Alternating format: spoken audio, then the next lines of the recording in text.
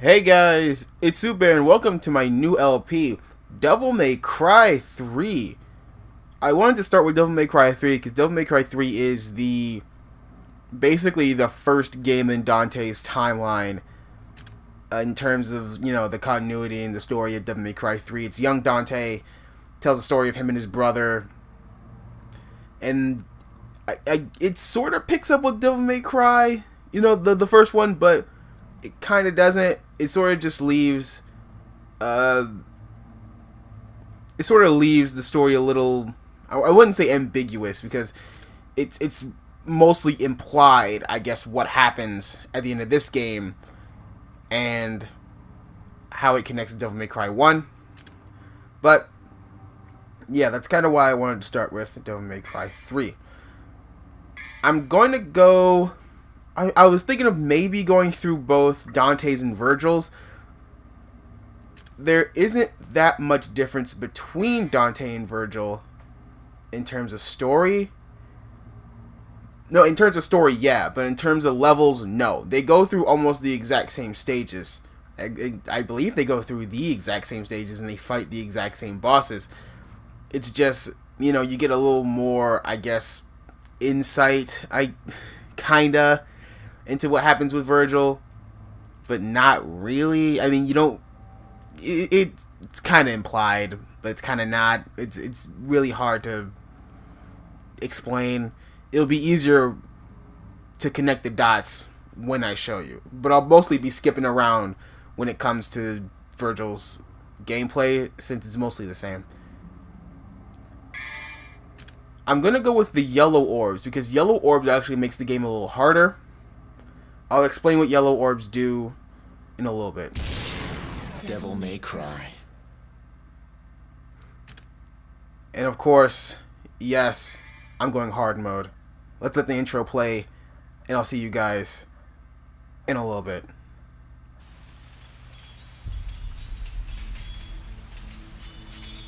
You've heard of it, haven't you? The legend of Sparta? When I was young, my father would tell me stories about it. Long ago, in ancient times, a demon rebelled against his own kind for the sake of the human race.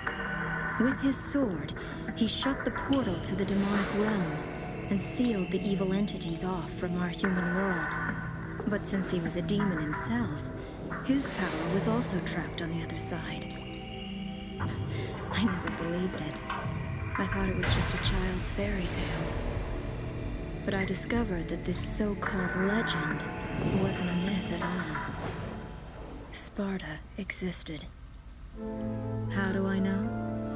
Well, I met the sons of Sparta. Both of them. Though the same blood of their father flowed through their veins, the two battled each other fiercely like arch-enemies.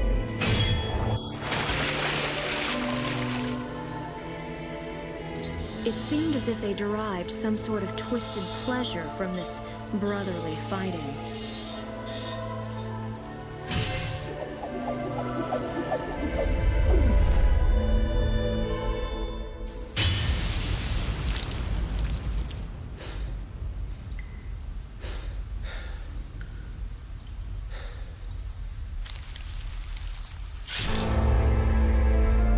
But in the end,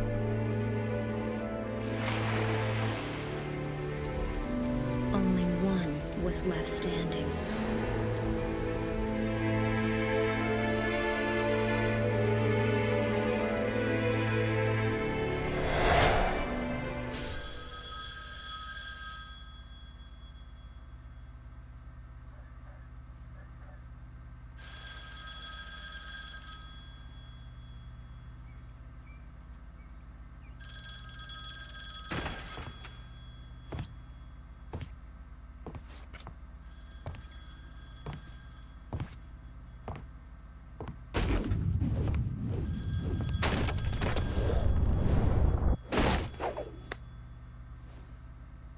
Sorry, not open for business yet. I haven't even picked a name for this joint, and I'm already getting calls.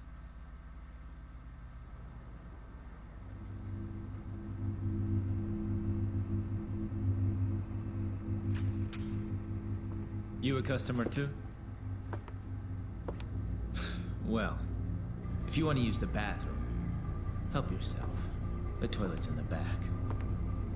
Is your name Dante, son of Sparta?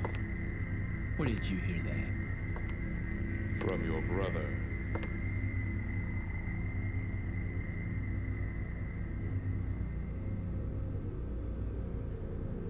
He sent this invitation for you. Please, accept it.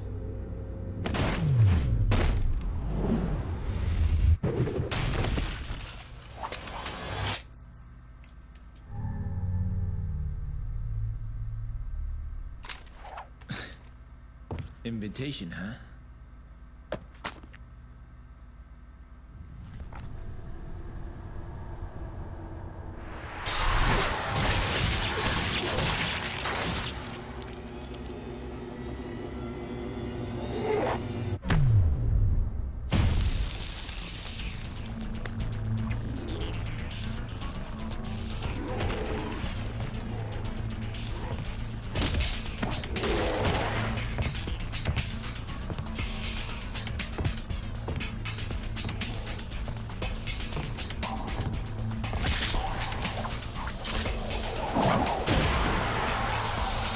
This party's getting crazy.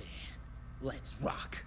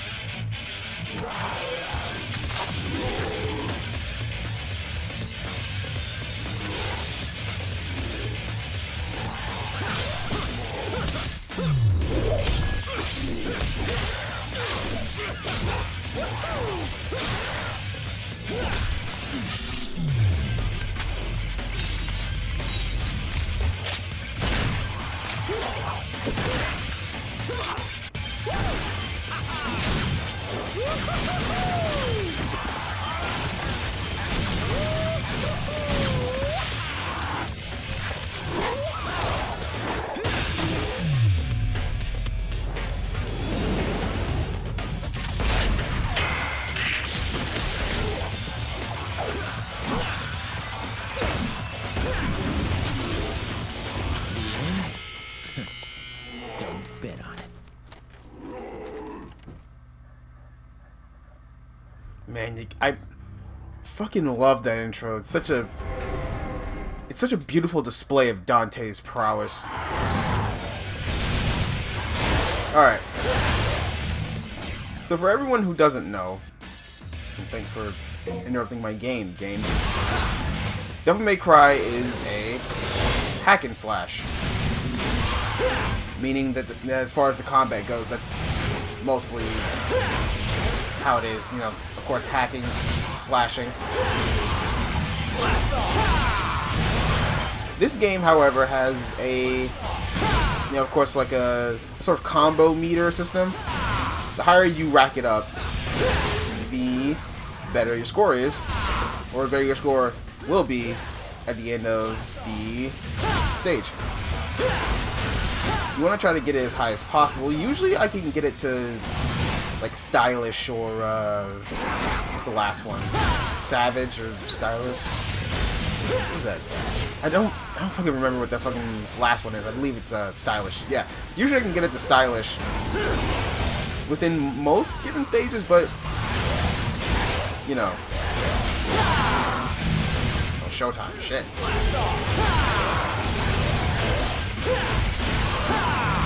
But to explain the gameplay a little bit, Dante of course attacks with the triangle button.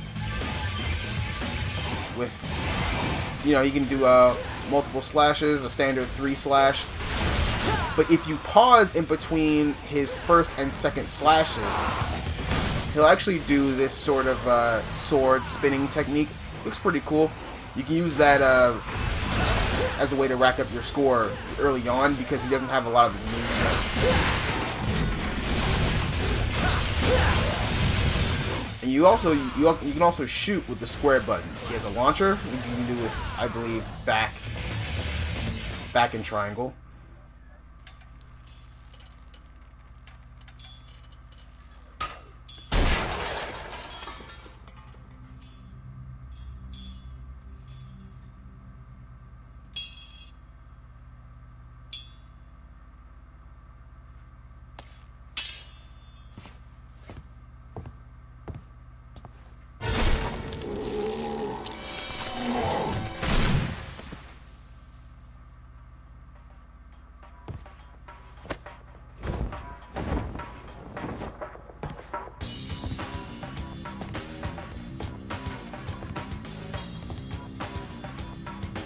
I can already tell.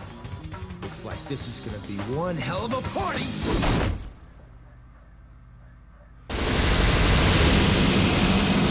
And Dante has a bunch of other moves that you can unlock throughout the game. Like, he gets a fucking arsenal of moves. And it can be really fucking fun to play sometimes. This game is the fucking tits, I have to say. I fucking love Devil May Cry 3. This game is like the fucking... move my save file all the way down here.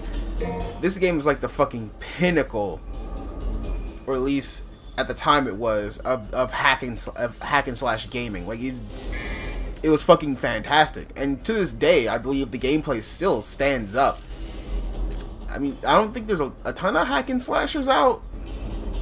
But as far as Devil May Cry 3 and how far I believe it came from Devil May Cry's 1 and 2, it's fucking grand. Like, this game made up a huge part of my childhood, and I can't imagine not playing this game as a kid. Like, from front to back, I beat this game, and it was a goddamn dream to fucking play this game after school. But now we're gonna jump into mission number 2.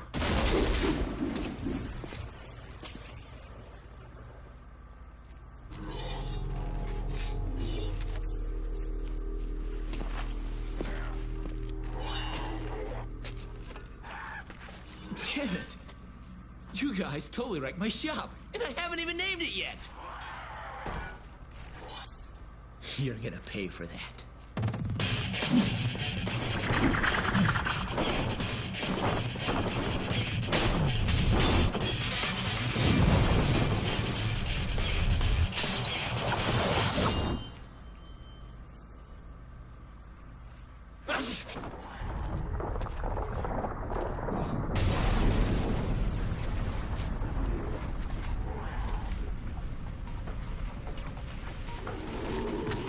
I hope you all have enough to cover all this.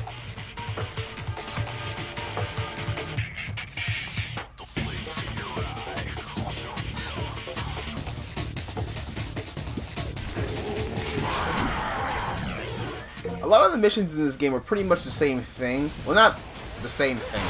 It's mostly like point A to point B, but sometimes you'll get missions like this, where, at least early on in the game, where your mission is basically just to kill a bunch of shit. You don't get a ton of these, you don't get a ton of these as the game goes on, but you will see a few of these. Mostly within missions, like rooms where you have to kill all the enemies before you can, of course, progress. There's the game, that's basically half the game. Kill all the enemies before you can do anything. I believe in this mission we'll also go up against our first mini boss. It's not exactly a boss, at least not in my opinion. It's a boss because the enemy that we face at the end of all these enemies shows up quite a lot within the rest of the game. So I know I shot that enemy off screen, but what that enemy was some sort of like demon carrying a bomb-like object. Basically, if you shoot the enemy enough times, it explodes. That explosion can also damage surrounding enemies. So if you want to maximize damage on a ton of enemies at once, and you see that enemy around, kill it first, and it'll definitely pay off. Trust me. There's quite a few times where in the game I'm glad I actually destroyed one of those fucking things, because destroying those things can actually, you know, sometimes make or break your game. But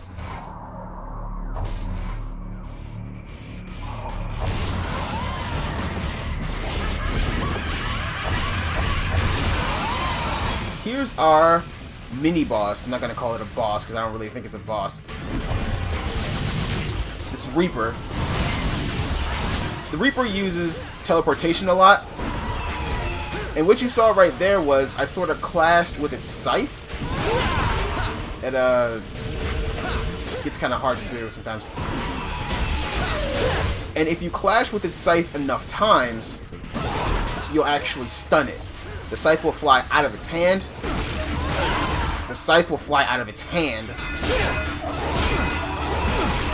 Yeah, I'm not gonna try to do that. I'm not gonna try to do that anymore. I'm actually gonna heal real quick.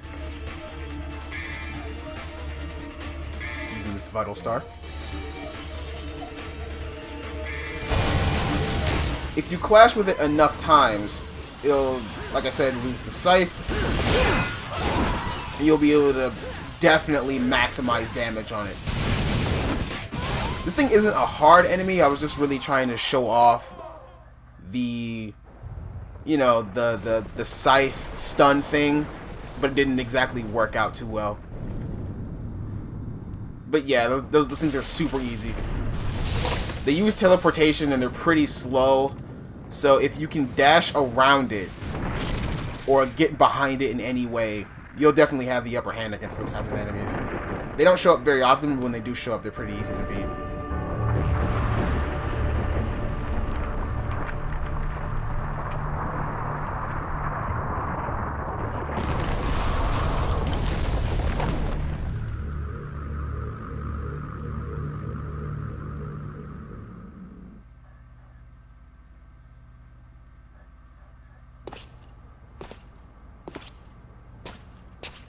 It's been nearly a year since we last met.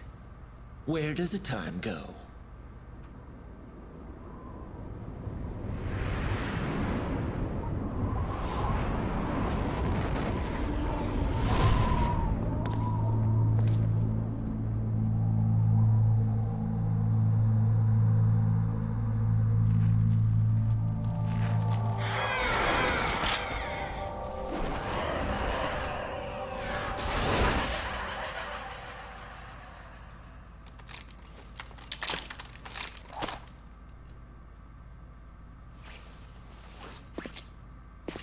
No doubt you've got some fun planned for me. Right, Virgil?